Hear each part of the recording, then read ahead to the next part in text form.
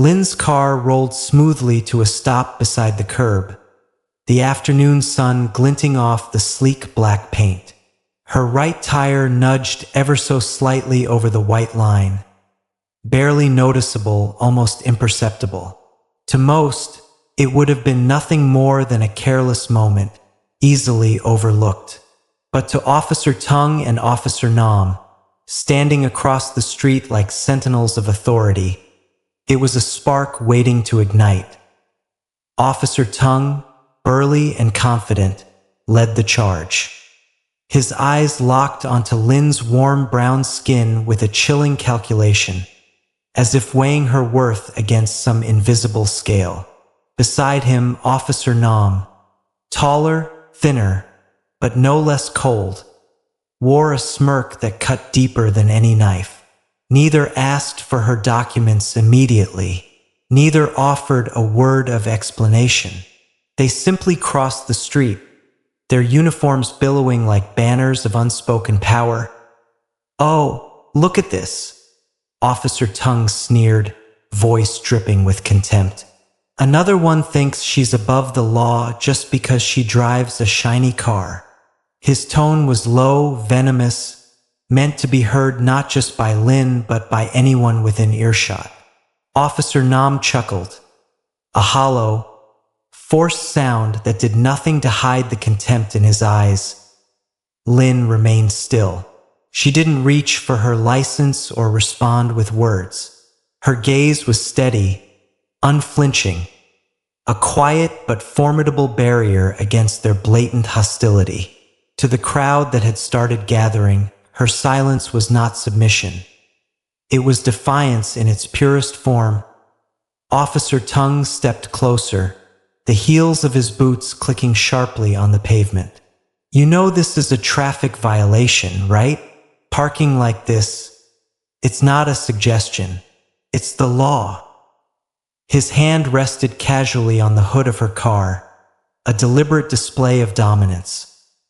Lynn tilted her head slightly, eyes cold and precise, slicing through his bravado. No fear, no apology, just a stillness that unnerved them. Officer Nam, feeding off his partner's aggression, grinned wider.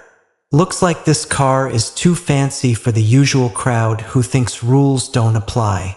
He let the words hang heavy in the air, a calculated jab meant to humiliate.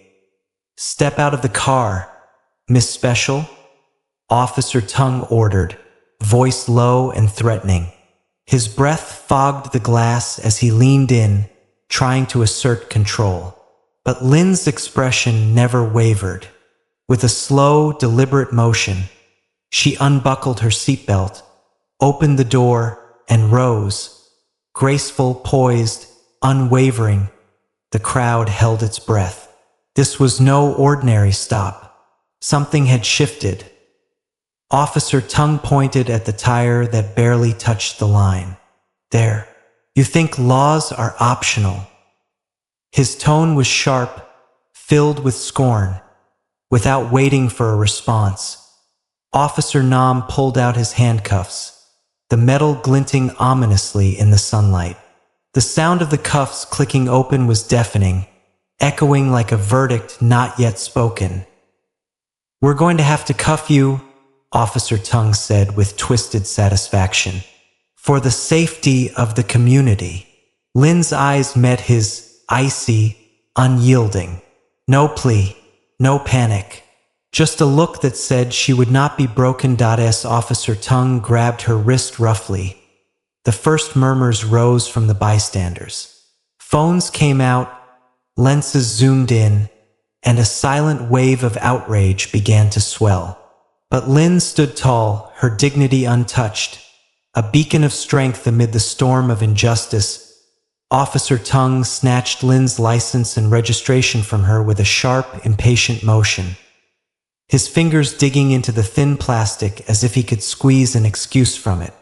He flipped through the documents carelessly, eyes narrowing like a hawk searching for weakness.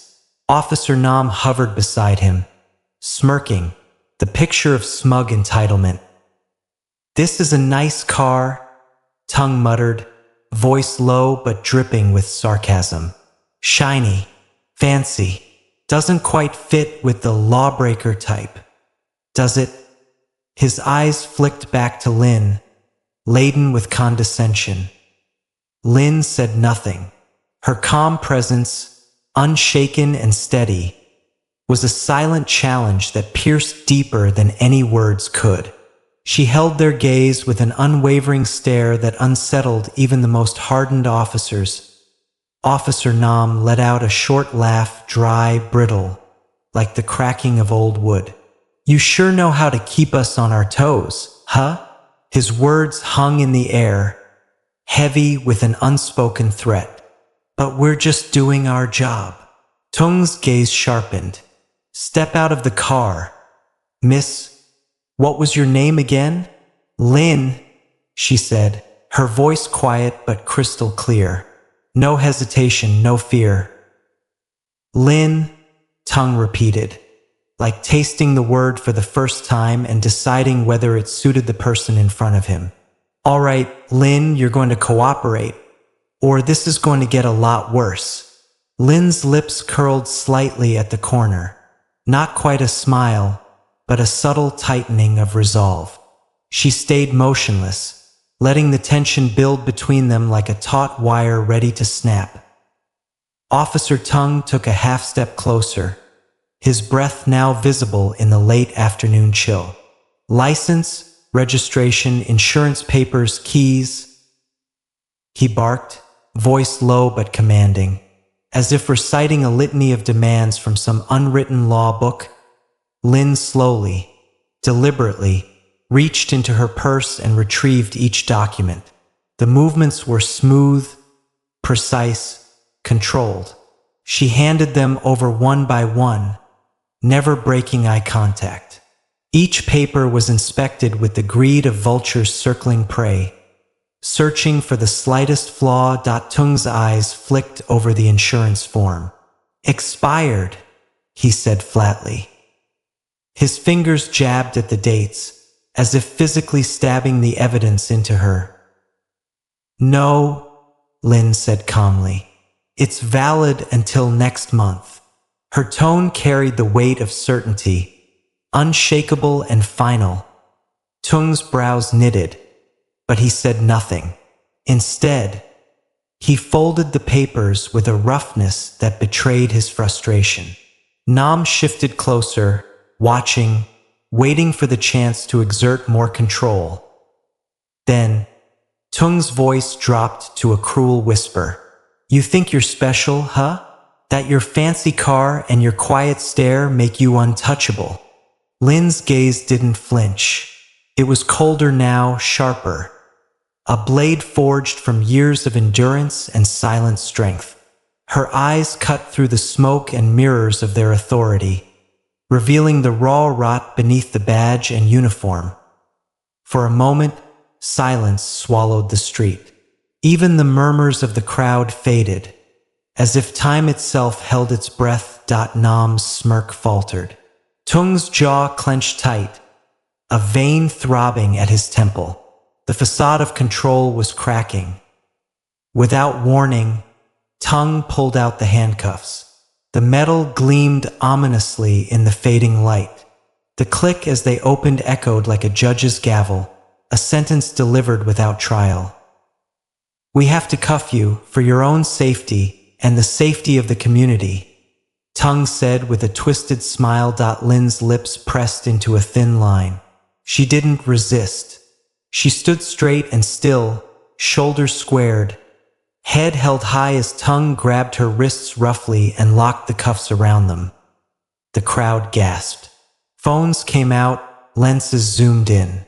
The street filled with a rising wave of whispered outrage and disbelief. Lin's eyes swept over the faces around her. Some shocked, some angry, some fearful, but none able to break the spell she cast. Her stare was a fortress, unyielding and silent. It said what words could not. This injustice would not break her spirit. Officer Nam leaned in close, voice low and taunting. You ever been handcuffed before, Miss Special? Lynn's gaze didn't waver. If anything, it grew colder, more commanding. It was a silent rebuke that seemed to freeze the blood in Nam's veins. Tongue tightened the cuffs slightly, eliciting a sharp but silent intake of breath. You don't know who you're messing with, he hissed. But Lynn was already beyond his reach. In that moment, she was not just a woman cuffed to a car. She was a symbol, a beacon of quiet defiance amid the growing storm. The crowd's whispers turned to murmurs, then to a chorus of murmured questions and stifled anger. Phones began recording, capturing every moment, every arrogant glare, every trembling hand. Tung's control slipped further. His eyes darted nervously between Lynn and the growing crowd, as if searching for backup that wouldn't come. Nam shifted uncomfortably, the easy confidence draining from his posture. Lynn's calm was a mirror reflecting the officer's own insecurity and guilt. The handcuffs, meant to bind her body, could not cage her spirit. Move! Tung barked suddenly, yanking Lynn towards the patrol car. His grip was harsh, but she went with him, each step steady, deliberate, an unspoken challenge to his power. The street had transformed from a scene of quiet control into a battlefield of wills. The officer's arrogance had awakened something larger than themselves. A ripple of resistance spreading quietly but surely as Lynn was pushed into the back of the car. Her eyes never left Tung's. In that gaze was a silent promise. This was only the beginning. The crowd surged closer, phones raised like shields against injustice. And Lynn, handcuffed and unbowed, sat back calmly, the eye of the storm. Still, strong, unstoppable. The cold click of the handcuffs closing around Lynn's wrists echoed louder than the murmurs of the gathering crowd. Her calm demeanor did not waver, but the atmosphere around her thickened, charged with a tension that no one could ignore. Amid the soft whispers and the nervous glances, a sharp voice cut through the haze. A bystander, phone raised high, began live streaming the entire ordeal. Everyone, look at this. They're handcuffing a woman for a parking line. Just look at this. The live video captured every detail. Officer Tung's cold grip on Lynn's arm. Officer Nam's smirk dissolving into unease. The steel cuffs biting into her wrists. As the video spread across social media, a ripple turned into a wave. More phones emerged, faces pressed to screens, eyes wide with disbelief. People started gathering, drawn by the spectacle but staying for the outrage. Mothers clutching children. Young men with clenched fists, elderly couples shaking their heads in silent condemnation. The street filled quickly with murmurs turning into voices, voices rising into shouts demanding justice. Why handcuff her over a minor parking offense? One woman cried. This is abuse of power.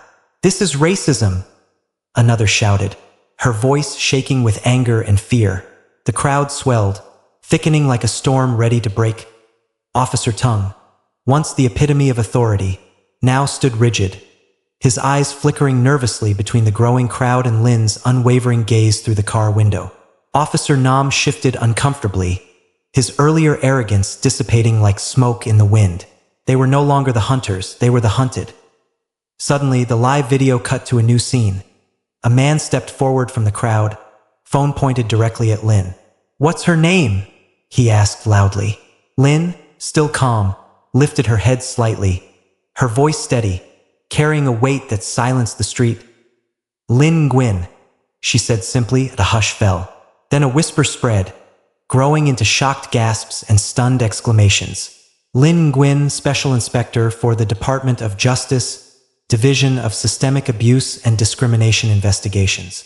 Daughter of Judge Nguyen, a renowned civil rights advocate whose legacy was etched in the fight against injustice. The crowd's energy shifted. Where there was once anger and confusion, now surged a fierce, protective pride.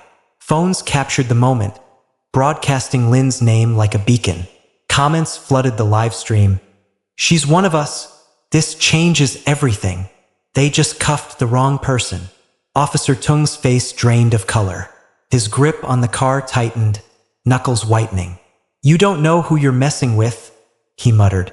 But his voice lacked conviction. Officer Nam swallowed hard, eyes darting anxiously to the gathering witnesses whose expressions had turned from curiosity to defiance. Lynn's gaze never faltered. Through the glass, she met the eyes of every bystander. A silent testament to resilience, a challenge carved in steel. The officer's attempts to assert control crumbled under the weight of that gaze, and the swelling crowd. One young woman in the crowd, voice fierce with passion, stepped forward. She's not just a woman in cuffs. She's the daughter of the judge who fought for our rights. Her words ignited a fire that spread like wildfire. We see you, Lynn. We stand with you. Shouts erupted, rising to a crescendo. Justice for Lynn! Justice for Lynn! The chant echoed down the street, a thunderous wave crashing against the walls of authority. Officer Tung looked around desperately, searching for support. But the crowd's eyes, cameras, and voices were all fixed on the officers, exposing their raw arrogance, their crumbling power. The facade was shattered. Nam took a hesitant step back. Maybe we should rethink this, he murmured, but it was too late.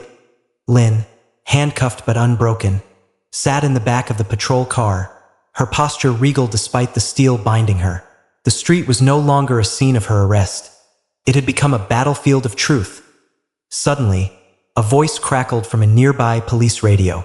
Tung's face paled as he heard the message. Internal affairs officers were en route, alerted by the live stream and the escalating public outcry. The officer's bravado collapsed like a house of cards. Tung's shoulders slumped. Nam's smirk vanished, replaced by a mask of fear. They had underestimated the storm they had unleashed. The crowd, sensing victory, grew louder, their collective presence a shield around Lynn. The live stream surged, viewers multiplying by the second, broadcasting not just the arrest but the turning tide of justice rising in the streets and the patrol car. Lynn's eyes glimmered with quiet satisfaction. She knew this moment was bigger than herself. It was a reckoning long overdue, a crack in the armor of systemic abuse. As the Internal Affairs unit arrived, the crowd parted slightly, their cheers mingling with the tension. Tung and Nam were called out of the car, their steps heavy, faces marked by the weight of impending consequences. Lynn was released from the cuffs by an Internal Affairs officer, the sound of the metal unlocking like a victory bell. She stepped out, standing tall amid the sea of witnesses, her silence speaking louder than any speech. The city streets echoed with the promise of change, a promise born from one woman's unyielding gaze, a crowd's refusal to look away, and a system forced to reckon with its own reflection. The tide had turned. And this was only the beginning. Lynn did not raise her voice in grand speeches, nor did she march at the front of massive protests. She understood that sometimes the loudest revolutions are born not from noise, but from quiet, steady persistence. Instead of joining the clamorous throngs of activists, she chose a different path, one of education, empowerment, and resilience. After the harrowing ordeal on the street, Lynn quietly returned to her community, where the wounds of injustice were still fresh and deep. She saw faces clouded by fear, by fatigue, and by years of silence imposed by systemic oppression. It was here, in this fragile space, that she planted the seeds of change. In a modest community hall with worn chairs and flickering lights, Lynn began hosting free civil rights classes. The room filled slowly at first, mothers clutching their children's hands, fathers tired from long days of work, young adults searching for hope. All came, drawn by the promise of knowledge that could shield them from the invisible chains of injustice. Lynn spoke with calm authority, her voice steady as she explained rights that many had heard about but never truly understood. She taught them how to recognize unlawful stops, how to calmly record encounters with law enforcement, and how to assert their rights without escalating tension. She introduced them to the power of technology, how a phone camera could become a sword, cutting through the veil of abuse and falsehood. Each lesson was carefully crafted, blending legal knowledge with practical strategies. For many, these classes were life-changing. An elderly woman who had lived decades under the shadow of fear finally found the courage to speak up. A young man, once silenced by repeated harassment, now learned how to protect himself and others with facts and recorded evidence. The room hummed with a new energy, one born not from anger, but from empowerment. Lynn never took center stage. She refused interviews and avoided public attention. For her, this was never about personal glory. It was about the collective awakening of a community that had been pushed to its knees for far too long. Quietly, she sowed the understanding that justice was not something handed down from on high, but something that every individual could claim and defend. The ripple effects spread swiftly. Workshops multiplied across neighborhoods, led by those inspired by Lynn's example. Churches, libraries, and community centers became hubs of learning and solidarity. Families who once feared interactions with police now felt equipped to protect themselves. Children learned early the value of rights and dignity, ensuring that the next generation would stand stronger. This silent revolution was also deeply emotional. Stories were shared of mothers who had lost children to police brutality, of fathers wrongfully detained, of neighbors who lived in constant fear. In these shared moments of pain, the community found unity. Tears flowed freely, not just for past wounds, but for the hope blossoming from collective action. Yet, amidst this quiet strength, the impact was profound and far-reaching. The police system, rattled by public scrutiny and empowered citizens, began to change. Internal investigations the moment the video was shared online. The digital world ignited like wildfire. Hashtags #JusticeForLynn and #ParkingWhileBlack trended within hours, sweeping across social media platforms like an unstoppable storm. The footage, raw, unfiltered, and piercing, captured every humiliating glance, every unjust act, every moment of Lynn's unyielding silence as she was handcuffed for a minor parking violation. But what the officers thought would be a quiet, routine display of power became a rallying cry that echoed far beyond the street where it happened. Civil rights groups sprang into action. Their voices, once scattered, now united with a fierce urgency. Lawyers with decades of experience in fighting racial injustice offered their support, promising to take the case to the highest courts if necessary. Media outlets across the nation picked up the story, turning a local incident into a national scandal. Every major news channel broadcasted the video repeatedly, dissecting the blatant abuse of power and the deep-rooted racial prejudice that had fueled it. Within hours, public pressure became overwhelming. Officers tongue and numb, once confident in their unchecked authority, found themselves suspended, stripped of their badges and their power, under immediate federal investigation. Their names, once unknown to the wider community, became synonymous with cruelty and injustice. But the real power shift wasn't in the halls of law enforcement. It was in the streets, in the hearts of a community long silenced, now awakening with a newfound strength. People poured into the city's squares, their numbers swelling with each passing hour. Protesters carried handmade signs that read, "Justice for Lynn, end racial profiling," and "No more silence." Their chants were steady and resolute, rising like a wave that refused to be broken. Mothers stood side by side with teenagers, workers joined hands with elders, and strangers became allies, all united in their demand for dignity, fairness, and accountability. The protests were more than demonstrations. They were classrooms and healing spaces. Community leaders spoke not only of outrage but also of hope, urging everyone to learn their rights, to document encounters, to refuse fear. Workshops were organized on sidewalks, teaching people how to safely record videos, how to report abuses, and how to navigate a legal system that had long ignored them. Tears often flowed freely during these gatherings. There was sorrow for the countless others who had suffered in silence. The young father handcuffed in front of his daughter, the mother shoved to the ground for asking questions, the child detained without cause. These were not just stories on the news. They were the lives of neighbors, friends, and family. And now, for the first time in a long time, their pain was shared openly, unashamedly, and with fierce determination to end the cycle. The emotional weight of the movement was palpable. A middle-aged woman, clutching a faded photograph of her son who had disappeared years ago after a police stop, sobbed quietly as she joined the crowd. A young man, his voice cracking with emotion, recounted how his mother was humiliated during a routine traffic stop. Each testimony added fuel to the fire, strengthening the collective resolve. Local businesses began showing their support in small but meaningful ways. Cafes displayed signs reading "No service for racism," refusing entry to officers under investigation. Bookstores hosted readings of civil rights literature. Churches opened their doors for community meetings.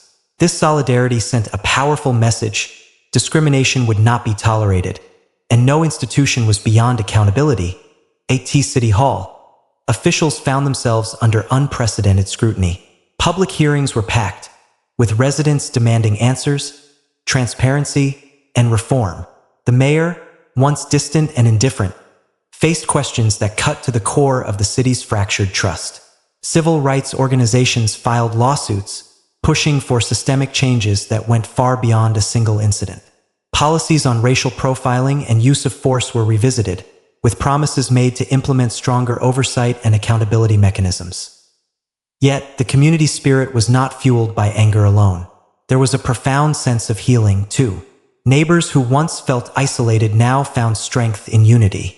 People began to see themselves not just as victims, but as agents of change. The chants that rose during protests carried not just demands but also prayers. Prayers for justice, for safety, for a future where no one would have to endure what Lynn had faced. Children, too, became symbols of hope. At rallies, young voices recited poems about justice and equality, their words echoing with clarity and courage beyond their years. Teachers incorporated lessons about civil rights into their curricula, ensuring that the story of Lynn and the community's uprising would never be forgotten. The movement was becoming intergenerational, rooted deeply in the soil of resilience. Social media continued to play a crucial role. Videos of protests, interviews with activists, and messages of solidarity spread across borders, drawing support from distant cities and countries. Celebrities lent their voices, amplifying the cause. Fundraisers were organized online, providing resources for legal defense and community programs. The movement transcended its origin, becoming a beacon for all who faced injustice. But amidst the surge of hope and action, there was also pain. The scars of years of abuse did not disappear overnight. Some nights, the community gathered in quiet vigils, lighting candles for those lost or forgotten. Mothers wept for children who would never come home. Elders shared stories of battles fought and sacrifices made. These moments reminded everyone that the struggle was long and justice was often slow. But it was never futile. The contrast between the people's rising hope and the old system's crumbling facade was stark. Officers Tung and Nam, once symbols of unchecked authority, now walked with heads bowed, isolated from the community they had sworn to serve. Their careers were unraveling before a public that refused to look away. Internal affairs investigations exposed layers of misconduct, revealing a culture of silence, complicity, and cruelty. Yet, the movement's greatest triumph was not just in punishment, but in transformation. Community members began organizing neighborhood watch groups, advocating for civilian oversight, and collaborating with reform-minded officials. The police department, shaken to its core, initiated training programs on bias, de-escalation, and cultural sensitivity. Change, though slow, was tangible. In the midst of it all, Lynn remained a quiet presence, a symbol of strength and dignity that transcended words. Her name was whispered with reverence and hope, a reminder that courage can break chains, and that one person's resilience can ignite a community's fire. As the city's streets hummed with protest songs and hopeful voices, as classrooms filled with lessons on rights and justice, it became clear. This was more than a moment. It was a movement, a rising tide that would not recede. And for those who watched from afar, who felt the weight of injustice in their own lives, Lynn's story offered a beacon, a call to stand, to learn, to unite. Because change begins when a community refuses to be silent, when the powerless become powerful, when justice no longer waits in the shadows. This is the story of a community awakened, of voices raised in unison, of hope forged in struggle. The story continues, with each step forward, with each hand held, with each truth spoken. And it is a story that touches us all. Intensified. Abusive officers were held accountable. Policies were rewritten. Training programs shifted focus from dominance to respect. The walls of institutional silence and cover-up started to crumble. But the true victory was not in these official measures alone. It was in the transformation of hearts and minds, in a community that refused to be silenced or subjugated. Where once the mere presence of a patrol car had meant dread, now it meant vigilance and courage. Where once injustice hid behind a veil of secrecy, now it faced the relentless light of awareness. The power of Lynn's quiet revolution lies in its example. That change can begin in small rooms with open hearts, that education can turn fear into courage, and that the simplest tools, knowledge, community, technology, can become weapons against the mightiest oppressions. On quiet evenings, Lynn would watch from a distance as groups gathered, phones in hand, recording encounters and educating each other. She knew the fight was far from over, but she also knew that this new wave of empowerment was unstoppable. In a world often dominated by noise and spectacle, Lynn's silent revolution reminds us that the deepest, most lasting changes often come from the softest voices, the most patient actions, and the unyielding resolve of people who refuse to be broken. This is a revolution not marked by shouts, but by whispers of hope that grow louder with every passing day. A revolution that moves hearts, changes laws, and restores dignity. And for those who hear this story, let it inspire you. Stand up in your own way. Learn your rights. Use every tool at your disposal. Because justice is not a distant dream. It is a path we walk together, one quiet, powerful step at a time. Lynn's story, the black woman handcuffed over a minor parking mistake, was not just a shocking incident that day. It became a symbol of resistance against racial discrimination and abuse of power, a shining beacon guiding millions fighting for justice and human rights. Immediately after the event, the false veil of a fair police system began to lift. The long-hidden misdeeds and abuses were suddenly exposed under the light of justice. Officers like Tung and Nam, who once relied on power to impose injustice, now faced severe consequences. They were not only suspended but subjected to thorough investigations, launching a comprehensive campaign to cleanse the local police force. The police system, once proud of its untouchable authority, now stood on the brink of historic reform. Empty promises were no longer enough. The awakened community demanded real, continuous, and transparent change. New regulations were introduced, officers prone to abuse were strictly monitored, and training programs emphasizing human rights and equality were intensified. Yet, the most remarkable change was not in policies or public hearings.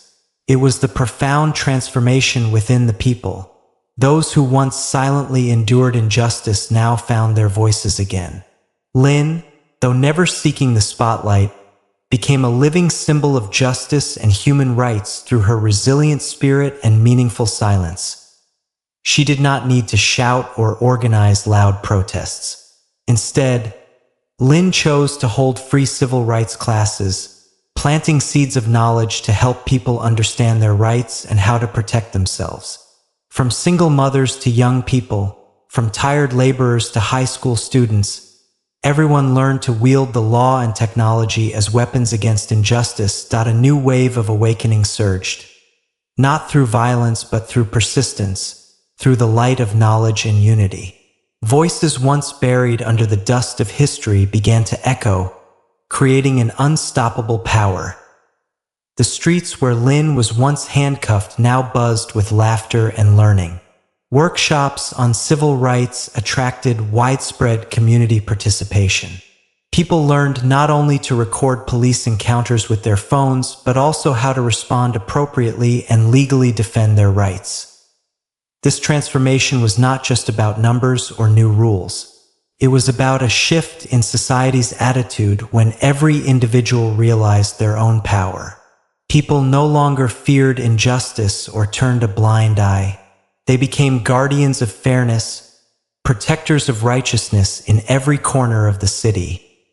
With her cold, calm gaze, Lynn inspired generations. She became a symbol of perseverance and the power of unyielding silence. Though absent from TV or large protests, she led the silent revolution. A hero of her time, a beacon of unwavering justice. More wonderfully, the community transformed Lynn's story into an eternal flame. T-shirts printed with her image, posters, and lessons on human rights spread everywhere. From schools to workplaces, from parks to small alleys. Every citizen, young or old, carried a piece of that flame within. Lynn's story teaches us a precious lesson. Justice is not a gift granted by someone, but a right that each of us must tirelessly claim. Change doesn't come from one person or organization, but from the strength of the community. Those who dare to stand, speak, and act. You can be part of that story. You can learn, inspire, and become a defender of justice in your daily life.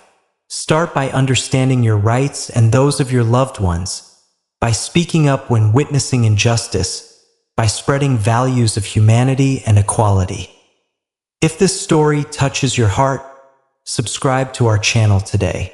Together, we will continue sharing meaningful stories, deep lessons, and relentless journeys toward a just, civilized, and compassionate society.